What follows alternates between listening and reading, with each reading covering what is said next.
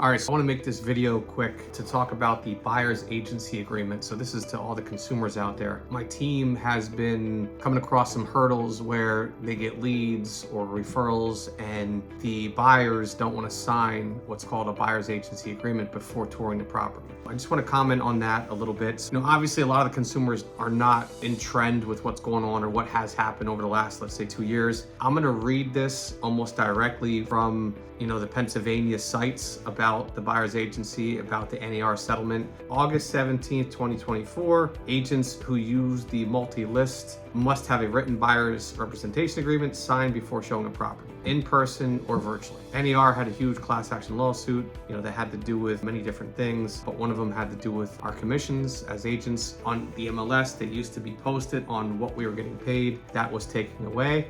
So now that's no longer posted. We have to call the agents and so forth. I'm going to read this directly from here. What that means: a buyer's agency BAC or another written showing agreement must be signed. It must specify how much the buyer's agent will be compensated. The agreement must exist before touring homes with an agent. This applies nationally and in Pennsylvania. Important exceptions, open houses, obviously people can come in there, without you worrying about that. There are fines that agent can get if they show a property without having this in place. You don't have to sign an exclusive one. You don't have to sign a non-exclusive one, but you have to sign one or the other. A non-exclusive means that you would just be signing it for that specific property. If you like that specific property, that's the agent that you're going to use, whoever showed it to you. If you don't, you can choose another agent for the other properties. If you sign an exclusive, then you're exclusively working with that agent. So we've done listing contracts like this for decades. We're not going to list a property without a listing contract. Now that just has fallen over into the buyer section and into the buyer's agency section. First, consumer notice, which is not a contract, but then the buyer's agency agreement that says, hey, I'm representing you either for this house